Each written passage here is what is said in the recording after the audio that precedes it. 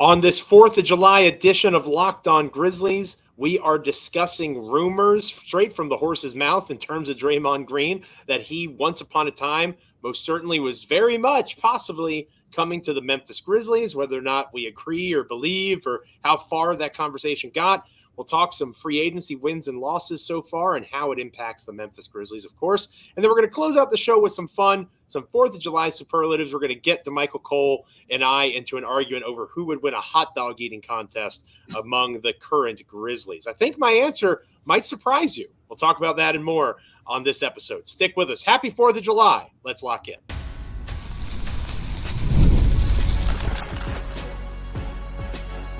You are Locked On Grizzlies, your daily Memphis Grizzlies podcast, part of the Locked On Podcast Network, your team every day. Each and every time an episode drops of Locked On Grizzlies, hopefully you are with us. It is I, Joe Mullinax, one of your hosts, joined by my co-host, Damichael Cole of the Commercial Appeal there in Memphis, Tennessee. Happy 4th of July to you and yours. I know we have some international viewers and listeners that probably aren't as into the 4th of July. Obviously, here in America, it's a great day for partaking in some adult beverages, some pops, as I like to call them every once in a while, some barbecue. I think I'm going to a cookout later that has an 18-pound brisket on the smoker, which, I don't know what everybody else is going to be eating, partner. But and then, of course, the fireworks at the end. It's a big celebration of America. As I mentioned on yesterday's show, it's been a rough couple of weeks for the United States. So it'll be nice to just kind of enjoy. And, I'm still kind of mad that Joey Chestnut's in the Nathan's hot dog eating contest, but I'll get over that. If there's ever a movement for locked on competitive eating, I think, that would be the one thing I would leave my wonderful partner, Damichael Cole, for, is if I got to do that. I'm just kidding. I can never leave Damichael Cole. You think you could pull that one out? You think you'd win it? Lockdown? No, I wouldn't win. No, I'm talking about like a podcast. Like I would analyze. You want to analyze? I'd want to be in it. I'd want to be in the eating contest. That's interesting. I like that. Yeah. I'm more at this stage. I'm more of a slow and steady wins the race kind of eater. Yeah, a different type of contest though. Not eating the hot dogs. I don't want to eat those, but more so like a chicken wing contest. I'm crushing some chicken wings. I destroy people in the chicken wing contest. Glizzies, keep the glizzies away. Chicken wings, I'll do some damage. See, Damichael, even when it comes to food, Damichael and I are on the same page. Thank you so much again for checking out this episode on this holiday. We're free and available wherever you get podcasts as proud members of the Locked On Podcast Network, your team each and every single day. This episode of Locked On Grizzlies is brought to you by the good folks over at Game Time. Download the Game Time app, create an account, and use the code LOCKEDONNBA for $20 off your first purchase. Terms apply. Again, we are free and available wherever you get podcasts, YouTube, Apple, Spotify, Amazon.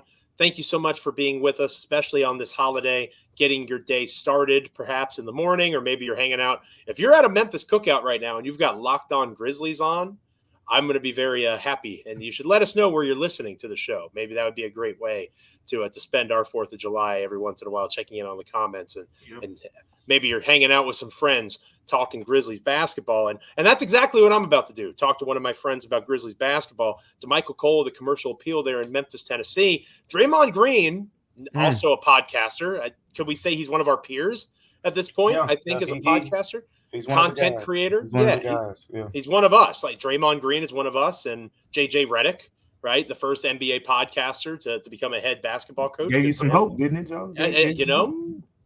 I'm just 2 years you away. Are coaching football. You are coaching football, Joe. Yeah. I'm 2 years away from being 2 years away. I'm the Bruno Caboclo. Next Commanders defensive coordinator. Ah, there you go. No, I don't know. Maybe Taylor Jenkins checks out the show and maybe he likes my takes. Probably not, but I digress. Draymond Green, noted NBA podcaster, recently said that he can relate to what's going on with Klay Thompson leaving the Dallas Mavericks because he was in a similar headspace when he thought he was leaving to go to the Memphis Grizzlies. Now, this was last offseason, if I'm correct, partner. This was before the Marcus Smart acquisition. And we've heard rumors of this before, rumblings. I don't know that we've heard it this directly from Draymond before. Like he kind of beat around the bush with it himself. This is him saying explicitly, like, I told these dudes I'm going to Memphis to play for the Grizzlies. Do you believe that? I struggle with reflecting on where the roster was at that time.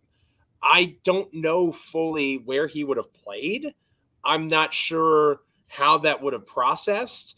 Obviously, they would have found a role for him, and I think it's pretty clear with the acquisition of Marcus Smart, they were very interested in bringing in professionally driven, all the stuff that you want to say about Draymond Green. Maybe professional is not the right word. That dude wants to win, right? He's a competitor, and I think that intrinsic drive and focus, they got it in Marcus Smart, and you could probably argue it's a better fit with Marcus Smart in a variety of ways. But they were clearly looking for some kind of spark in that way. Are you believing Draymond Green? How close do you think this actually was to occurring?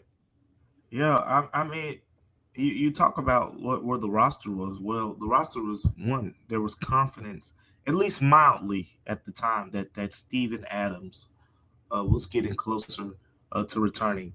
And I say mildly because he took the non-surgical route and all that. There was certain type of concerns there, but there was a mild optimism, especially as we got into the preseason and whatnot.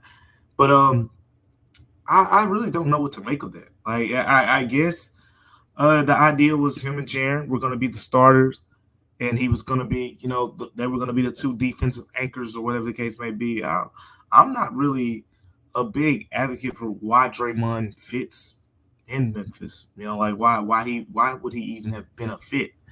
I don't see it. I really don't. But the only way that it makes sense to me is the mentality, because we were in a very dark place at that time, right? Like we were coming out of the second jaw suspension. There was all sorts of different reasons to be frustrated. Think about it. Like the Grizzlies were pretty much rivals with Golden State at that time. So the guy that you're going to bring in to say, hey, listen to me, is the guy that, that Brandon Clark, got the hard foul, that he had the hard foul against Brandon Clark in the playoff series. And, even though Dylan Brooks was out of the door at that point, had some pretty strong words for each other. And Grizzlies players still thought highly of Dylan Brooks. So it's like, that's the guy. It's different with Marcus Smart. He comes from the Eastern Conference, and it was easier to establish that bond. But Draymond and Ja have a real good relationship, So that's the other part of it. But with the basketball fit, like, he doesn't shoot. Grizzlies need shooters. He's not that great of a rebounder. He's a dog. He's willing to get in there and get muddy, but that doesn't mean he's a double threat, nightly. So. I mean, we know he's a great position defender. He can do all of that stuff, but he's also older. Like, so availability, isn't his biggest strength anymore. So I look. Some people probably saw that and said, "Oh man, we barely missed out on Draymond." I'm looking at it like, be happy that you did. Dodge the bullet. I mean, I don't see the fit. I think it changes a lot of things. If Draymond is in Memphis.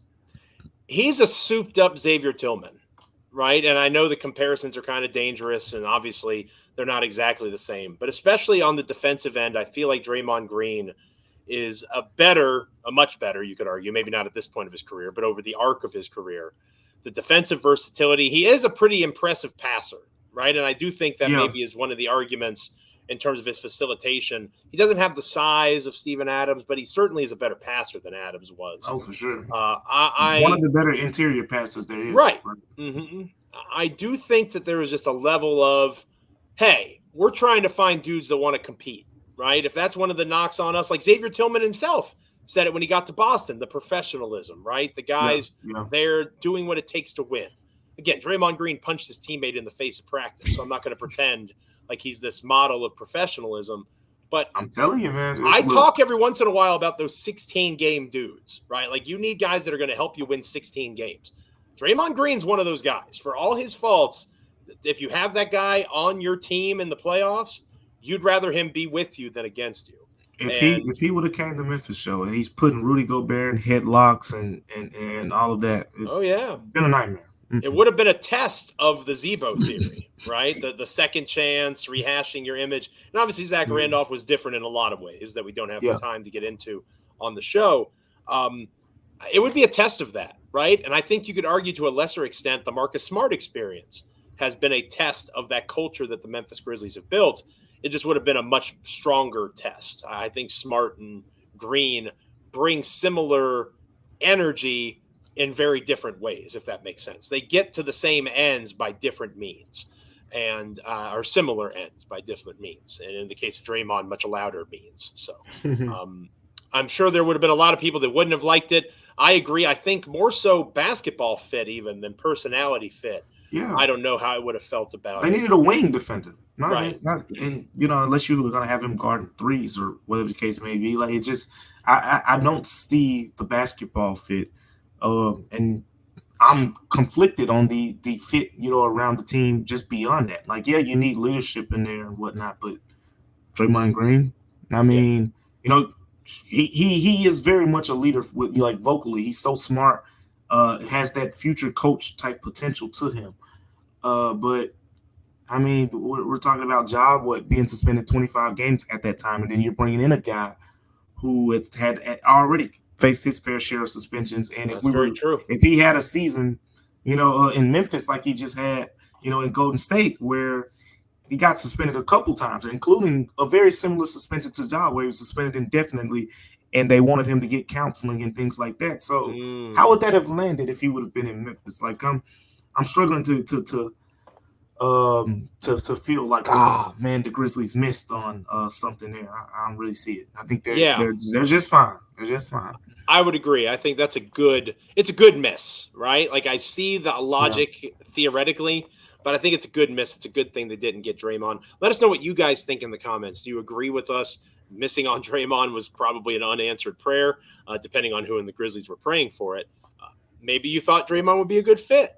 Let us know in the comments below. When we come back here on Locked On Grizzlies, we are going to be talking wins and losses of free agency so far, how it all impacts Memphis, guys like Klay Thompson, Kentavious Caldwell-Pope, Paul George being on the move. We'll talk about that next here on Locked On Grizzlies. But first, this episode of Locked On Grizzlies is brought to you by Game Time. I love going to Major League Baseball games. The Washington Nationals are my team. I love going to Nats Park, hanging out with my family, enjoying a hot dog, talking about ice cream constantly, all those delicious kinds of things, the popcorn and just the seventh inning stretch. There's not really a sport that has that energy like baseball, right? And I know for Damichael, he feels that way about the Atlanta Braves. It's wonderful to make new memories every summer with baseball, and you can do it with Game Time. All right. The Game Time app is wonderful. They have last-minute ticket flash deals. They have views from all seats of the venue, so you know exactly what you're purchasing when you get your ticket up front. There are no surprises, whether it's seat views or their all-in pricing option that you can toggle into.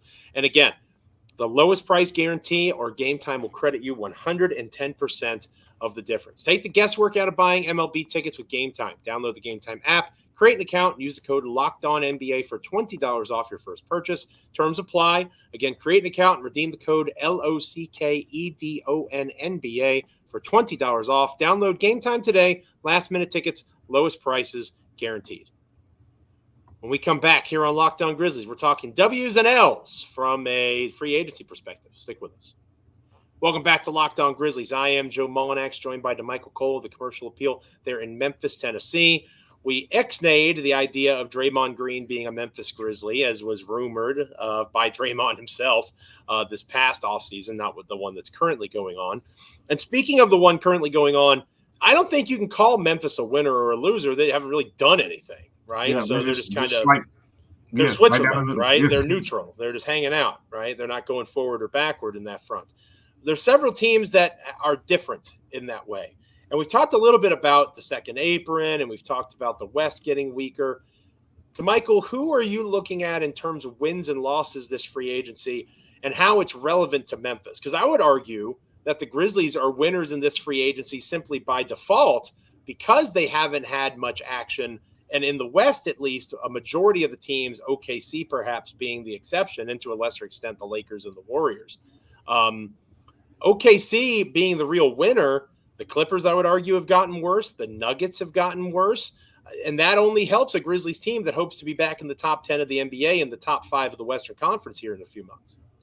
You took the words right out of my mouth. I think if we had to say, choose, if the Grizzlies are winners or losers at this point, I would say winners from the standpoint of if you look around the West, and this was very evident the way that last season played out, continuity is what wins. The reason Denver, the reason OKC, the reason Minnesota were the top 3 seeds is pretty much continuity. I mean, OKC pretty much just added Chet to the starting lineup, but he had already been around the team, right? Minnesota, same starting 5, and from the previous year that struggled a little bit. And with Denver, that's self-explanatory. They were the defending champs at that point. But with some of the newer teams, those were the ones that struggled. The Suns, right? Going out and making the big moves and whatnot. And even Dallas for a decent part of the year before the continuity really kicked in, that Dallas, and with Dallas having Kyrie and Luka again, second year with them. So continuity was a winning formula. And the Grizzlies now are in a better position continuity-wise than a lot of teams in the Western Conference. And I think that'll play in their favor. So with OKC, I do agree. I think they're one of the winners so far. Alex Caruso is the bigger move to me. Isaiah Hartenstein kind of he gives them that optionality that we talk about with the Grizzlies, right? Having a guy, when you go against Derek Lively, Chet Holmgren, he doesn't have to get abused in that matchup. You just can say, hey, Isaiah Hartenstein come in the game, move Chet to the 4, you still can win. So it basically allows Chet to be to OKC what Jaren will be for Memphis again with Edey in the fold. Yeah. Or you could bring Isaiah Hartenstein off the bench and use Alex Caruso in your starting lineup and have Lou Dort in your starting lineup and just have those wings that suffocate opponents or whatever. So they got some optionality to go with that. I like that for them. And then getting to what you were saying about some of those teams that I feel like got a little bit weaker, like Denver is the obvious one, losing KCP a year after already losing Bruce Brown. And, they got Christian Braun, ready to step into the starting lineup or whatever. But, he can be that nice defender that they need. He shot 3-pointers decently well, but he hasn't taken a lot of them. Doesn't have, didn't make over 1 3-pointer per game last season and whatnot. So I think he can be a solid defender for them, and they'll still be near the top. But I think the Grizzlies do take a leg up from the fact that, both the Clippers and even in the Clippers case, like one of the things that kind of helps them is the idea that like Paul George and Kawhi Leonard have been hurt so much over the years. They're kind of used to playing without one of those guys. So, you throw Norm Powell in the lineup right alongside of Kawhi Leonard. It's like, oh, we've been here before. It's nothing new. James Harden. I still think the Clippers are going to be really good. But the difference in the West is those marginal moves. That now instead of a top 4 Clippers team, you're talking about a top 7, top 8 potential type Clippers team. The Lakers haven't done much, like the Grizzlies, but I like the Grizzlies roster better from a continuity standpoint, and then adding Zach Edey to the equation as well. So I think nothing in the West has really scared me that much. And I like the Grizzlies continuity. I think they need to figure out this Luke Kennard thing because that's really going to take them to another level as well. But the Western Conference so far, OKC, Minnesota have done really well. And I like what New Orleans has done with the DeJounte Murray pickup, but I feel like there's one more move that needs to be made. They need to figure out the Brandon Ingram thing because Brandon Ingram and Zion, it just doesn't work. It doesn't. Once they figure that out, I think everything will kind of fall in place. But I think Memphis is in a good spot in the West right now. I would agree. I think that the Dallas Mavericks are a team that on paper got better. I'm not convinced that Klay Thompson is going to be able to go away from Steph Curry, go into Dallas. Now, granted, Kyrie and Luka are both pretty impressive guards. I'm not trying to say they're not. Yeah. But for Klay to come in and be the third best player for them, which is roughly what they're going to need him to be, third or fourth best, I'm hesitant to think that that's actually going to result. It's more name chasing to me. Than it is actually, a constructive game over name. There we go. Yeah, I'm with you on that. I do think that in the case of the Warriors, like the Warriors in response to Klay Thompson being gone, De'Anthony Melton, old friend Kyle Anderson going out to Golden State. It's going to be weird to play Golden State and see those two back together again, but playing against Memphis as members of the Warriors, I think those are interesting fits. I think Golden State is going to be worth keeping an eye on. not as a title contender per se, but I do think that they've, in the aggregate, filled whatever holes may have been left behind by Klay Thompson. And if Kuminga comes along, they are not going to really miss Klay at all. So because that's what they're missing. Yeah. It's good to see more and more, and maybe we can talk more about this next week, partner. More and more people online on social media, I noticed several people point out that folks just kind of forget that the Grizzlies exist because of a lot of factors. And Memphis is basically the same. I've seen more and more folks coming out and saying Memphis is a top 4, 5, 6 team in the NBA going into next season for them. It's going to be really fascinating. It's hard for me to put them ahead of OKC right now, but at the same time, I think I mentioned Denver the other day on an episode. With KCP gone, I don't know. I feel like I might have Memphis as the second best team in the West. And if you're the second best team in the West, which Memphis has been recently, right? Maybe not this past season, but the 2 seasons prior, you're an NBA championship contending team. And that's where this team wants to be as they are currently constructed. As you mentioned yesterday, they're not even in the first apron. So they're in a really good place. Yeah, I agree all the way around. They're in a really good place. And they need to figure out this Luke Kennard thing. I think if they figure out this Luke Kennard thing, you're talking about not only a solid starting lineup, you're talking about a bench that has multiple double-digit scorers in Luke Kennard, Brandon Clark, potentially even a G.G. Jackson, and maybe not one of those guys, but still you got 3 guys who can give you considerable production scoring-wise off the bench, and then we got the impact. You got the impact players like a Vince Williams and whatnot. So. And Santi Aldama to a certain degree as well, who's also been a double-digit scorer off the bench. But he's cooking for Spain right now in Olympic qualifying. Yeah, he's playing good ball. But so you got a lot of pieces to play with, and all these guys are familiar with the Grizzlies. Like every name that we just said is been around the Grizzlies, and again, continuity plays at this time. When we talk about how teams are going to start next season, that's going to put them in position to get off to a good start, and then how they finish as well.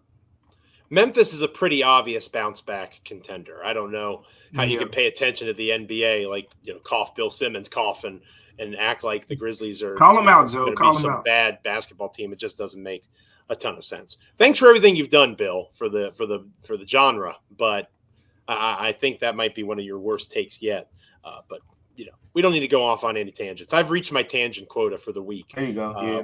With Miss Peak. Let us know what you're thinking in the comments. Do you agree with Memphis being a winner by default? Are you less scared of Dallas and Denver? Are you more scared of OKC? Let Damichael and I know what you think in the comments. When we come back here on Locked On Grizzlies, we're going to close out this episode with a little bit of fun.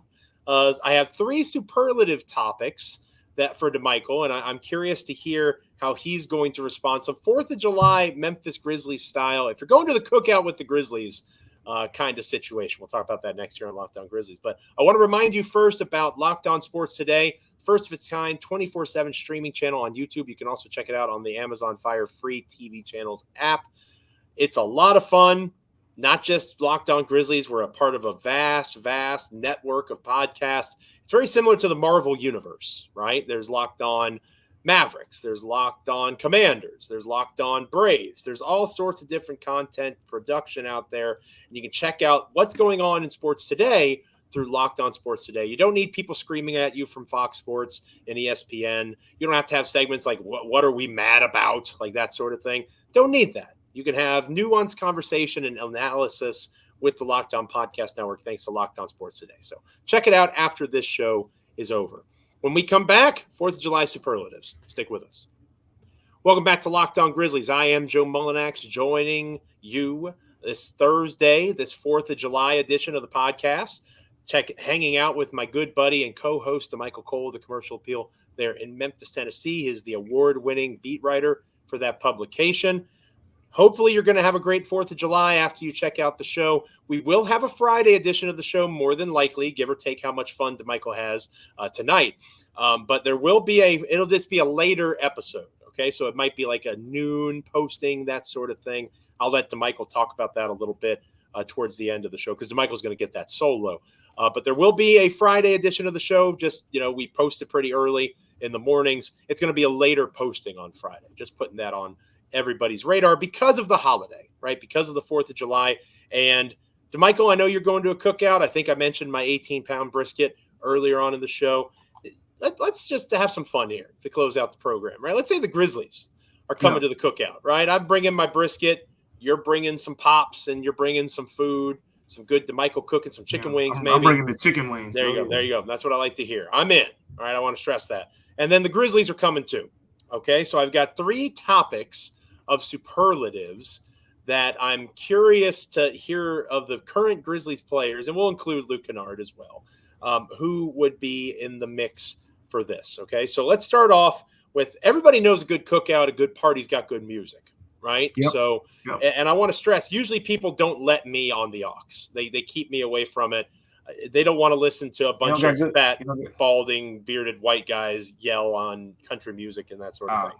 Okay. I'm a Luke Combs, Chris Stapleton kind of guy.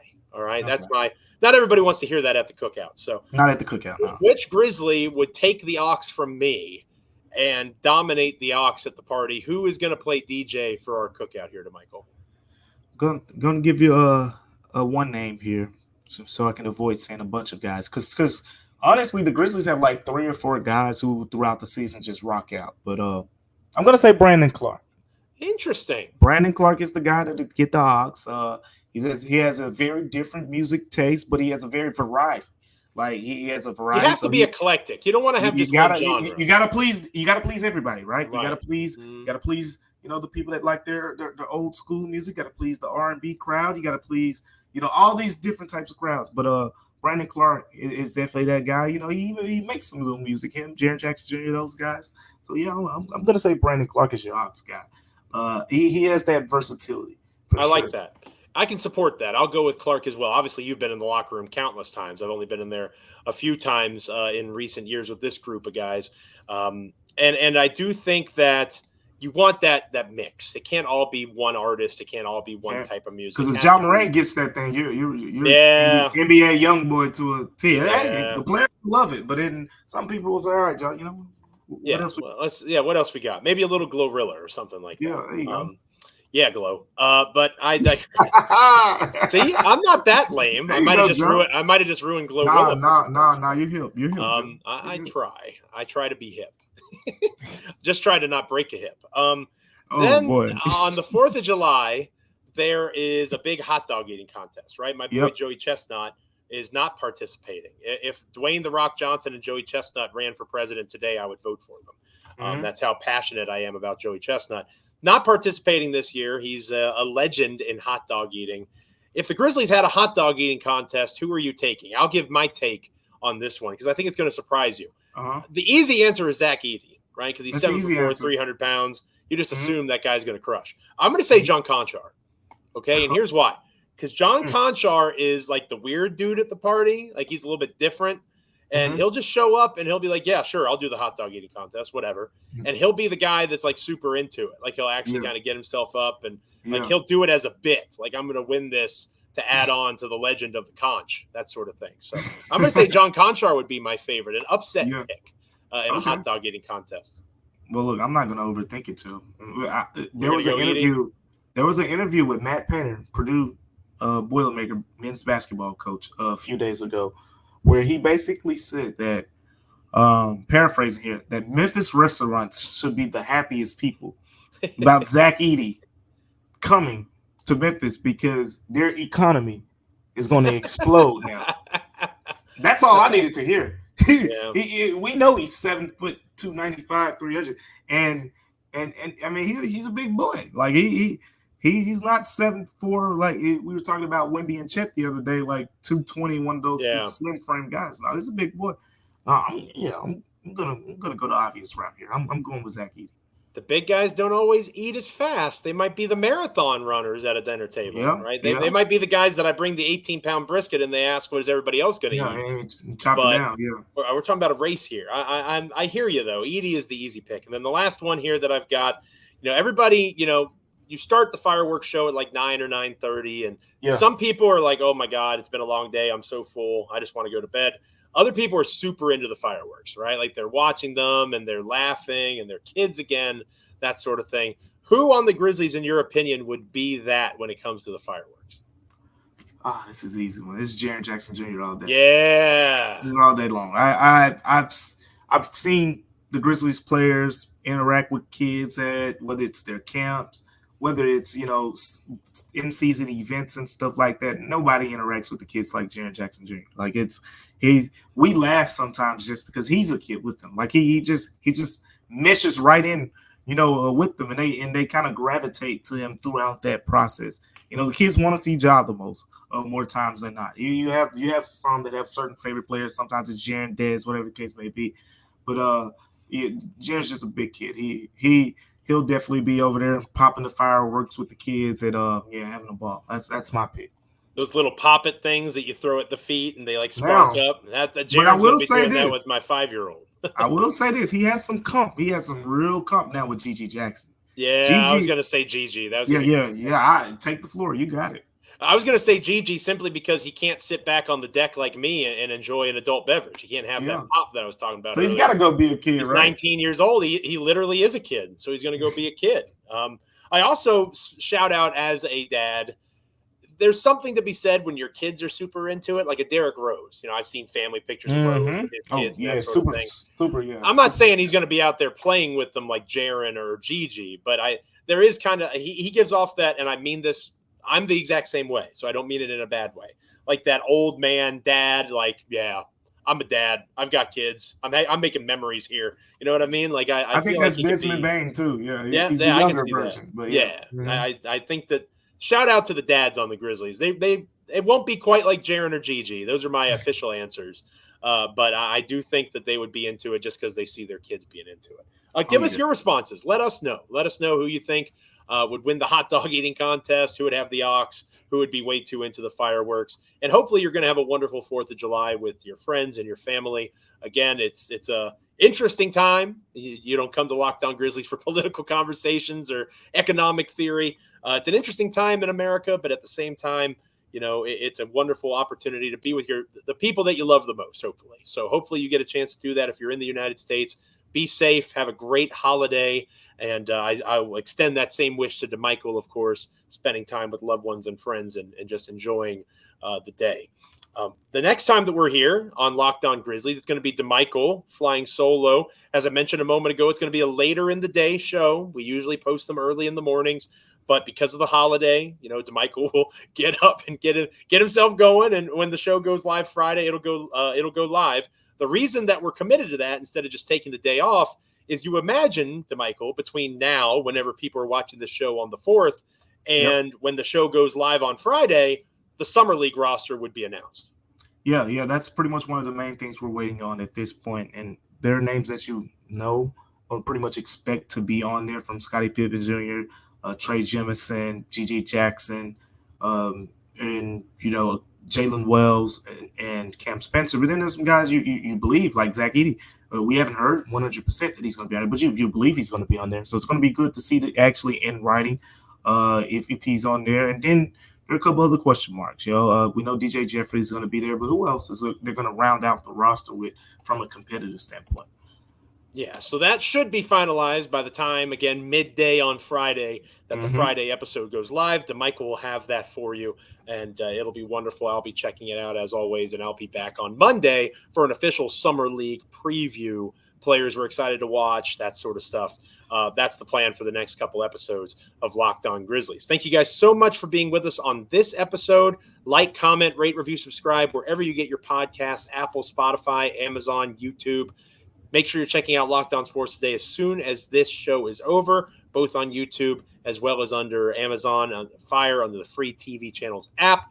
We appreciate everybody that makes us a part of their Memphis Grizzlies and NBA content consumption. Please continue to be an everydayer. If you're not one already, please become one. Hang out with us with Damichael on Friday and then with us together on Monday going into the start of a very busy few weeks when it comes to Summer League basketball. For Damichael Cole, I am Joe Mullinax. Stay locked in, Grizzlies fans. Again, the episode will go live a little bit later on Friday. Enjoy your 4th of July with friends and loved ones, and we'll catch you next time here on Locked On Grizzlies.